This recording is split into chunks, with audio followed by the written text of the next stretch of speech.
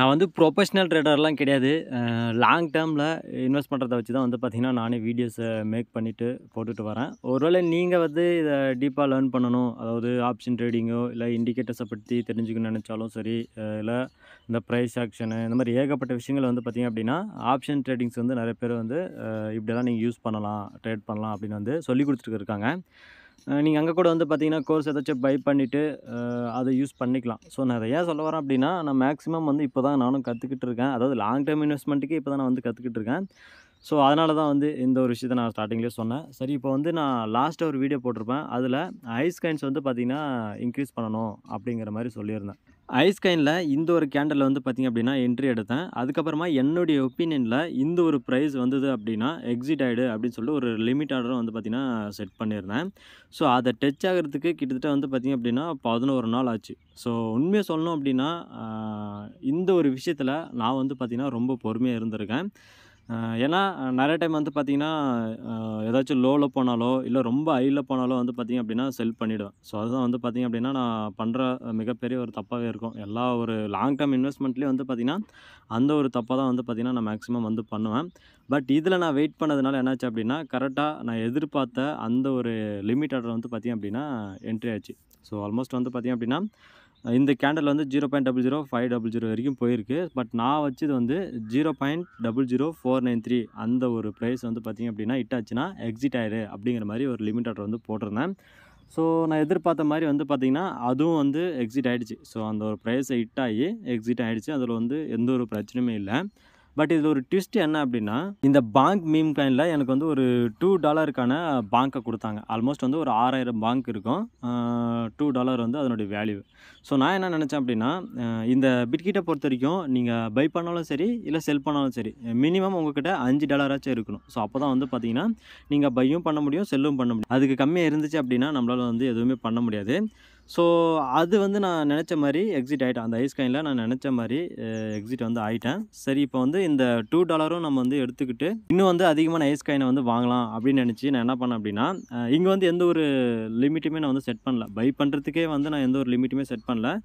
ஏன்னா இன்னும் 220 நாள் இருக்குதுல்ல, அந்த ஐஸ் வந்து மெயின்நெட் லான்ச் ஆகுறதுக்கு. அதனால ஏதோ ஒரு கேண்டில் வந்து பார்த்தீங்க அப்படின்னா, மார்க்கெட் ஆர்டர்லயே வந்து பர்ச்சேஸ் பண்ணிட்டேன். பர்ச்சேஸ் பண்ணிட்டதுக்கு அப்புறம் என்னாச்சு அப்படின்னா, இந்த ஐஸ் காயின்ல நெறைய பையர்ஸ் வந்து பார்த்தீங்கன்னா, உள்ள வந்திருக்காங்க. ஸோ ஆல்மோஸ்ட் வந்து பார்த்தீங்கன்னா, 0.01199 அப்படிங்கிற ஒரு பிரைஸ டச் ஆகுற வரைக்கும் வந்து பார்த்தீங்கன்னா, புஷ் பண்ணியிருக்காங்க.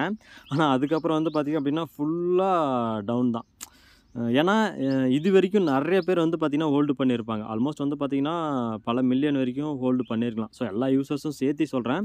ஸோ அவங்கலாம் இந்த கேண்டில்ல வாங்குறவங்க ஏத்துனாங்க பார்த்தீங்களா, அது வரைக்கும் வெயிட் பண்ணியிருந்து, இப்போ செல் பண்ணியிருப்பாங்கன்னு நெனைக்கிறேன். ஸோ இந்த ஒரு கேண்டில செல் பண்ணியிருப்பாங்கன்னு நெனைக்கிறேன். அதனால தான் இவ்ளோ கீழ வந்து பார்த்தீங்கன்னா, சடனா டவுன் ஆனது. இதுதான் வந்து என்ன கொஞ்சம் உறுத்துச்சு.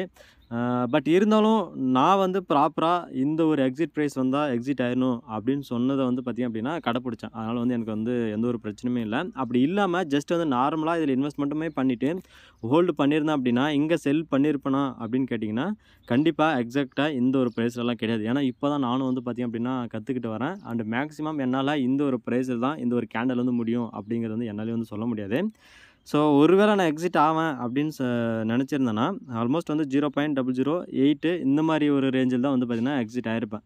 ஏன்னா, இவ்ளோ வரைக்கும் போகும் அப்படிங்கிறது எனக்கு கண்டிப்பா தெரிஞ்சிருக்காது. அதனால இதுவரைக்கும் எக்ஸிட் ஆயிட்டு, ஒரு சம் ப்ராஃபிட்டோட இருந்திருப்பேன். அவ்வளோதான். மத்தபடி வந்து பார்த்தீங்கன்னா, பெருசா இதில வந்து கரெக்ட்டா அந்த ஒரு பிரைஸ்ல வந்து எக்ஸிட் ஆகியிருக்க மாட்டேன். ஃபைனலா என்னதான் நடந்துச்சு அப்படின்னா, கிட்டத்தட்ட 2300 ஐஸ் காயினா இருந்தது. இப்போ வெறும் 2000 ஐஸ் காயினா தான் வந்து பார்த்தீங்க அப்படின்னா, பண்ணி வச்சிருக்கேன். ஸோ கீழ வந்து பார்த்தீங்கன்னா, 2349ன்னு இருக்கும். இப்போ வந்து ஒரு திருப்பியும் பை பண்ண போறேன். இந்த ஒரு பிரைஸ்க்கு வந்துச்சு அப்படின்னா, 2349 அப்படிங்கிற ஒரு பிரைஸ்க்கு வந்து பார்த்தீங்க அப்படின்னா, பை பண்ணிக்கோ அப்படிங்கிற மாரி ஒரு லிமிட் ஆர்டர் வந்து செட் பண்ணியிருக்கேன். ஆனா, இது வந்து பை ஆகல அப்படின்னா, எனது வந்து கண்டிப்பா ஒரு 300 சம்திங் வந்து பார்த்தீங்கன்னா, ஐஸ் காயின் வந்து போனது போனது தான். பட் நான் அந்த $2க்கு ஆசைப்படாம இங்கேயே இருந்திருந்தேன் அப்படின்னா, பிரச்சனை இருந்திருக்காது. ஆல்மோஸ்ட் வந்து இன்னும் கொஞ்சம் இன்க்ரீஸ் பண்ணி வச்சிருக்கலாம். பட் நான் பண்ண மிகப்பெரிய ஒரு தப்பே இதுதான். அண்ட் இந்த வீடியோல வந்து நான் ஒரு விஷயம் சொல்ல மறந்திருப்பேன். இதில வந்து நீங்க செல் பண்றீங்க அப்படின்னா, அந்த அமௌண்ட் வந்து உங்களுக்கு ஐஸ் காயின்ல செல் பண்ணீங்கன்னா, அந்த ஐஸ் காயின்லயே தான் இருக்குமான்னு கேட்டீங்கன்னா, கண்டிப்பா இருக்காது. ஏன்னா டிஃபால்ட்டா நம்ம வந்து USDTல தான் வந்து இது பண்ணி வச்சிருப்போம். இது பண்ணி வச்சிருப்போம்னா, யூஎஸ்டிடியில் போயிட்டு செல் ஆகிற எல்லா அமௌண்ட்டுமே வந்து ஸ்டோர் ஆகணும். ஐ மீன் அதில் போயிட்டு ரிசீவ் ஆகணும் அப்படிங்கிற மாதிரி தான் வந்து டிஃபால்ட்டாக பண்ணி வச்சுருப்போம். ஸோ அதனால் நம்ம வந்து ஒவ்வொரு டைமும் நம்ம வந்து பார்த்திங்கன்னா பர்ச்சேஸ் பண்ணால் தான், ஸோ நம்ம ப்ராஃபிட்டில் போயிட்டு அதுக்கப்புறமா இந்த ஐஸ் காயினை பர்ச்சேஸ் பண்ணால் மட்டும்தான் நம்ம வந்து இன்க்ரீஸ் பண்ணிக்க முடியும். ஆனால் ஒரு பிரச்சனை என்னென்னா, அதிகமான ப்ரைஸில் நம்ம வந்து பர்ச்சேஸ் பண்ணிட்டோம் அப்படின்னா இருக்கிற ஐஸ் காயினும் வந்து பார்த்திங்கன்னா நம்மக்கிட்ட கம்மியாக இருக்கிற மாதிரி தான் தெரியும். ஸோ நான் ஆல்மோஸ்ட் வந்து அந்த ஒரு பாயிண்ட்டு வந்து இதிலே வந்து சொல்லியிருப்பேன். ஸோ உங்களுக்கு இதில் ஏதாச்சும் டவுட் இருக்காது. பட் உங்களுக்கு இதை பற்றி ஏதாச்சும் சொல்லணும்னு நினச்சிங்கன்னா கமெண்ட் செக்ஷனில் லீவ் பண்ணுங்கள். அண்டு உங்களுக்கு ஏதாச்சும் ஐடியா இருந்தாலும் மறக்காமல் லீவ் பண்ணுங்கள். அதை கொஞ்சம் ஃபாலோ பண்ணி பார்ப்போம். அதுக்காக தான். தேங்க்ஸ் ஃபார் வாட்சிங்.